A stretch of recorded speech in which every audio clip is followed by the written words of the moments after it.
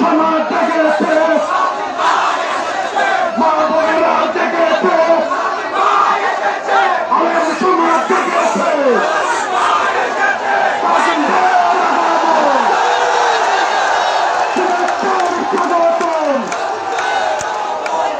হাসিনা মোদের আগমন, হাসিনা মোদের আগমন।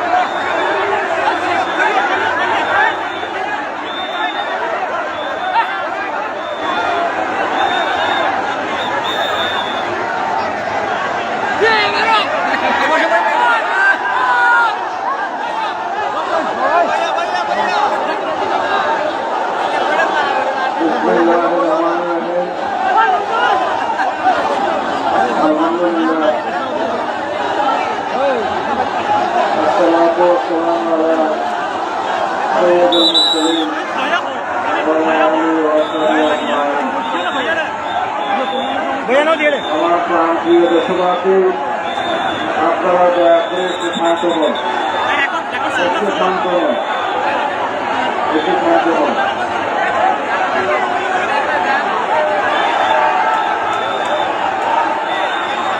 আমি প্রায় দীর্ঘ 10 বছর পর আপনাদের সামনে হাজির হয়েছি।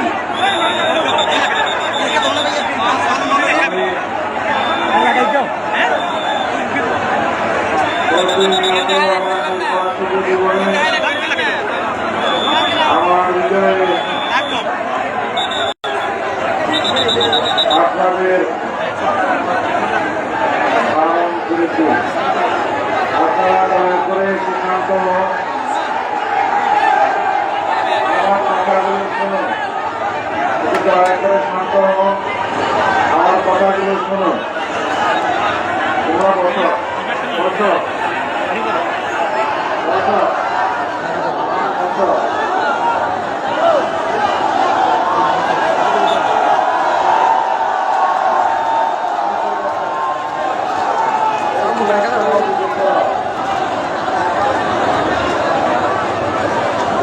আমি কি কথা বলবো এখন? একটু দয়া করে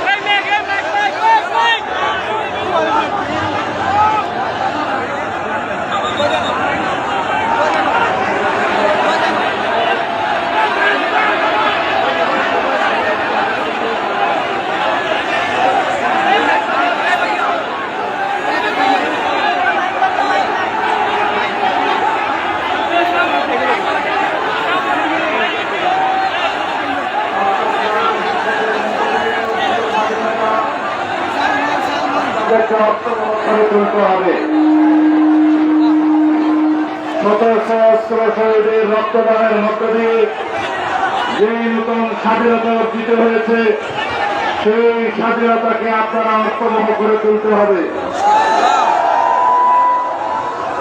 এই বিজয় দিবসকে আপনারা অর্থবহ করে তুলতে হবে। বাংলাদেশের ভবিষ্যৎ প্রজন্মের জন্য, আমাদের সকল সন্তান সন্ততিদের ভবিষ্যতের জন্য এমন একটি বাংলাদেশ নির্মাণ করতে হবে, যে বাংলাদেশ শত সহস্র শহীদের স্বপ্ন ছিল। সেই বাংলাদেশ নির্মাণের জন্য অকাতরে নিজের জীবন বিলিয়ে দিয়েছেন আমাদের বীর শহীদরা। আমরা সবাই ধৈর্য ধারণ করি, আমরা সবাই আইন শৃঙ্খলার উন্নতি সাধন করি, আমরা সবাই সকলের অধিকারকে স্বীকৃতি দিই। আজকে থেকে এখানে সকল অন্যায়ের অবসান হোক, কেউ নির্যাতিত হবে না, কেউ জুলুমের শিকার হবে না, সকলকেই সকলের অধিকারের প্রতি স্বীকৃতি দিতে হবে। আমরা সবাইকে যার যার অধিকার ভোগ করার জন্য স্বাধীনতা নিশ্চিত করতে হবে।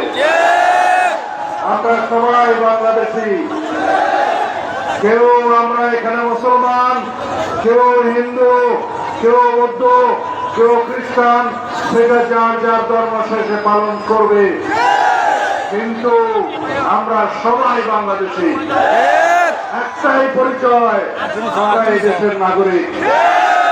আমাদের সকল নাগরিকের মানবাধিকার, মৌলিক অধিকার, সকল রকমের সাংবিধানিক অধিকার আমরা অর্জন করেছি ইনশাআল্লাহ। সেই অর্জন করার জন্য শত সহস্র শহীদকে রক্তদান করতে হয়েছে। আজকে ফেসিবাদী হাসিনা কোথায়? স্বৈরাচারী শেখ হাসিনা কোথায়? বাংলাদেশের মাটি থেকে পালিয়ে গেছে। বাকশালের পতন হয়েছে, আওয়ামী স্বৈরাচারের পতন হয়েছে। গণহত্যাকারী আওয়ামী ফেসিবাদী শক্তি বাংলাদেশের মানুষের সামনে কি আর রাজনীতি করার অধিকার রাখে? যদি বাকশালীরা, আওয়ামী ফেসিবাদীরা কখনো জনগণের সামনে আবার রাজনীতি করতে আসে, আপনারা তাদেরকে প্রত্যাখ্যান করবেন। এই দেশ, এই মাটি পবিত্র শহীদের রক্তে রঞ্জিত হয়ে পবিত্র হয়েছে। সুতরাং হাসিনা এবং তার দূষণ আওয়ামী ফেসিবাদীদের দ্বারা আবার কখনো পবিত্র হতে দেব না। দিল্লিতে যে বসে আছে শেখ হাসিনা বাংলাদেশের মানুষের বিরুদ্ধে ষড়যন্ত্র করছে, বাংলাদেশে অস্থিরতা সৃষ্টি করার জন্য পায়তারা করছে। তার 15-17 বছরে যে সমস্ত ফেসিবাদের দূষণরা প্রশাসন সহ বিভিন্ন জায়গায় এখনো বসে আছে এবং মনে করছে বাংলাদেশে অস্থিরতা সৃষ্টি করবে, মিথ্যে কথা। এদেশের ছাত্র জনতা বাংলাদেশে আর কখনো অস্থিরতা সৃষ্টির সুযোগ দেবে না। বহিঃশক্তির কোন ষড়যন্ত্র বাংলাদেশের ছাত্র জনতা সফল হতে দেবে না। বন্ধুগণ, আমরা এখনো চূড়ান্ত বিজয় অর্জন করি নাই। আমরা চূড়ান্ত বিজয় অর্জন সেই দিন করব যেই দিন এই দেশে একটি গণতান্ত্রিক প্রক্রিয়ায় রাজনৈতিক একটি শক্তি বাংলাদেশের সরকার গঠন করবে, সেদিন আমরা চূড়ান্ত বিজয় অর্জন করব। যারাই সরকারে আসুক তাদেরকে এদেশের মানুষের মৌলিক অধিকার, সাংবিধানিক অধিকার, গণতান্ত্রিক অধিকার নিশ্চিত করতে হবে। কেউ যেন আমরা স্বৈরাচারী হয়ে না উঠতে পারি, সেই জন্য আপনাদের আমাদের সকলকেই আমাদের অধিকারের জন্য সবসময় আন্দোলন করতে হবে। আন্দোলন বন্ধ করা যাবে না। যদি আমরা রাজপথ ছেড়ে দেই, যদি আমরা আন্দোলন বন্ধ করি, হাসিনা ফেসিবাদী দূষণরা সুযোগ পাবে। সেই সুযোগকে আপনারা দিবেন? বাংলাদেশে আবার কখনো আওয়ামী বাকশালী শক্তি গণহত্যাকারীদেরকে রাজনীতি করতে দেবেন? যারা জনগণের বুকের উপর গুলি চালিয়েছে, নির্বিচারে হত্যা করেছে, হেলিকপ্টার থেকে গুলি করে মা বোনকে হত্যা করেছে, শিশুদেরকে হত্যা করেছে, তারা কি বাংলাদেশে রাজনীতি করার আর অধিকার রাখে? যদি তাই হয়, বাংলাদেশের সকল মানুষকে ঐক্যবদ্ধ হতে হবে গণতন্ত্রের পক্ষে, স্বাধীনতার সার্বভৌমত্বের পক্ষে। এদেশের মানুষের অধিকারকে আমরা ইনশাআল্লাহ সব সময় মানুষের জন্য উন্মুক্ত রাখবো। গণমাধ্যমকে বাংলাদেশের মানুষের অধিকার নিয়ে সবসময় সোচ্চার হতে হবে। বিচার বিভাগের প্রতি দুইটা কথা। জাস্টিস খায়রুল হক আর জাস্টিস কালো মানিক, তাদের কি অবস্থা হয়েছে দেখেছেন? জাস্টিস কালো মানিকের কি অবস্থা হয়েছে দেখছেন? যদি বিচারাঙ্গনে বসে, আদালতে বসে জনগণের স্বার্থের বিরুদ্ধে বিচার করেন, তাহলে কালো মানিকের মতো অবস্থা হবে। সাবধান করে দিতে চাই, এই দেশের সমস্ত সাংবিধানিক প্রতিষ্ঠান, বিচার বিভাগ সহ অন্যান্য প্রতিষ্ঠান যারা বসে আছেন, দুদক থেকে নির্বাচন কমিশন পর্যন্ত, যদি জনগণের বন্ধু না হতে পারেন, তাহলে বিপ্লবের মধ্য দিয়ে এই শিক্ষা আপনাদেরকে আমরা দিয়েছি, পুনর্বার প্রয়োজন হলে আপনাদেরকে সেই শিক্ষা দেওয়া হবে। আমি সরকারি কর্মকর্তা কর্মচারীদের উদ্দেশ্যে একটা কথা বলতে চাই।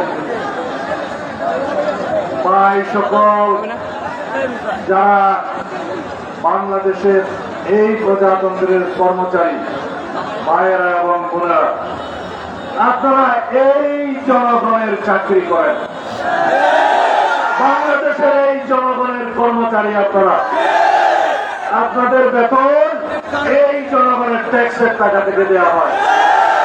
সুতরাং জনগণের কর্মচারী হিসেবে তাদের সেবা করবেন। অন্যায় যদি কোনোদিন করে থাকেন, তাহলে জনগণ আপনাদের ক্ষমা করবেন। এই বার্তাটা দিতে চাই। আজকে থেকে এখানে এই পেকুয়ার মঞ্চে পেকুয়ার জনগণকে আশ্বস্ত করতে চাই, এই জনপদে কোন অন্যায়ের কোনদিন প্রশ্রয় দেওয়া হবে না। যদি সে আমার দলের লোক হয়, তাকেও সাহায্য করা হবে। যদি জনগণের স্বার্থের বিরুদ্ধে সে দাঁড়ায়, কোন অন্যায়ের প্রশ্রয় আমরা দেব না। সকল নির্যাতনের অবসান হলো, সকল অবিচারের অবসান হলো, ন্যায় বিচার প্রতিষ্ঠা হলো। ইনশাআল্লাহ আপনারা মুক্ত মনে স্বাধীনভাবে সার্বভৌম দেশের নাগরিক হিসাবে আপনাদের সকল অধিকার ভোগ করবেন। আমি আজকে রাত্রে আপনাদের সাথে আর বেশি কথা বলবো না। আমি আমার মৃত্যু কোপ থেকে, হাসিনার মৃত্যু কোপ থেকে কিভাবে আল্লাহ আমাকে বের করেছে তার একটা কথা বলতে চাই। মনোযোগ দিয়ে শুনবেন। আমি স্বৈরাচারী শেখ হাসিনার মৃত্যু গুহার মধ্যে 61 দিন প্রতি মুহূর্তে মৃত্যুর প্রহর গুনছিলাম। আমি তাদেরকে বলতাম, যদি আমার মৃত্যু হয় আর যদি তোমরা আমাকে হত্যা করো, আমার লাশ আমার পরিবারের কাছে হস্তান্তর করবে। তারা সেই নিশ্চয়তা দিত না। আপনারা এমন একটা জায়গা চান, এমন একটা বাংলাদেশ চান যেখানে মানুষকে গুম করে রাখা হবে, যেখানে মানুষকে যেমন খুশি হত্যা করা হবে? আমাদের মতো একটা লোককে যদি 61 দিন মৃত্যু গুহার মধ্যে রেখে আরেকটা দেশে পাচার করে দেওয়া হয়, সেই দেশে কি কোনো আইন কানুন ছিল? সেই দেশে কি কোন রকমের কোনো অধিকার ছিল? সেরকম একটা দেশকে আপনারা কল্পনা করেন? তাহলে বন্ধুগণ, ভাইগণ, আপনারা পরস্পরের অধিকারের প্রতি সম্মান করবেন। বাংলাদেশে ভবিষ্যতে কোনদিন কেউ আর গুম হবে না, কাউকে বিচার বহির্ভূত ভাবে হত্যা করা হবে না, কাউকে অন্যায়ভাবে আটক করা হবে না, কাউকে অবিচারের শিকার হতে হবে না। সেই রকম একটা বাংলাদেশ প্রতিষ্ঠা করা হবে ইনশাআল্লাহ। আর সেই স্বপ্ন তাদের ছিল যারা শহীদ হয়েছে, গণ আন্দোলনের মধ্য দিয়ে গণ বিপ্লব ঘটিয়েছে, রক্তস্নাত হয়ে এই নতুন বাংলাদেশে সেই শহীদের স্বপ্ন পূরণ করার জন্য আসুন আমরা ঐক্যবদ্ধ থাকি। আল্লাহ আমাদের সহায়তা করবেন। নসরুল মিনুল্লাহ ওয়া করিম। আসসালামু আলাইকুম ওয়া রাহমাতুল্লাহি ওয়া বারাকাতুহু। বাংলাদেশ জিন্দাবাদ।